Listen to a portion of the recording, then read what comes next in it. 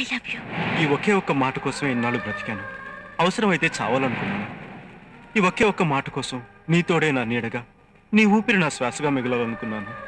కానీ ఈ ఒకే ఒక్క మాట కోసం ఈరోజు సర్వస్వాన్ని కోల్పోయి అనాథగా మిగిలిపోయాను. తల్లి కడుపులో ఉన్న బిడ్డ ఆడా మగ అని తెలుసుకోవడానికి కూడా 10 నెలలు చాలు. కానీ నీ మనసులో ఏముందో తెలుసుకోవడానికి నాకు 4 ఏళ్ళు పట్టింది.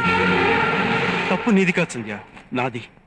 ఎందుకంటే ఏ అమ్మాయి ప్రేమైనా ఒక గంటలో, ఒక రోజులో, ఒక వారంలో, ఒక నెలలో లేదా ఒక సంవత్సరంలో తెలిసిపోతుంది. కానీ 4 ఏళ్ళుగా నీ వెనకబడ్డ నేను మూర్ఖుడిని, పిచ్చివాడిని.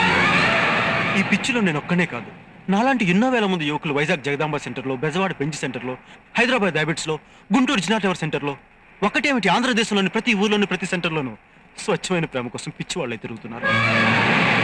వాళ్ళ గుండె పొరలో నిండి ఉన్న ప్రేమని ఏ ఆడపిల్ల అర్థం చేసుకోవడం లేదు.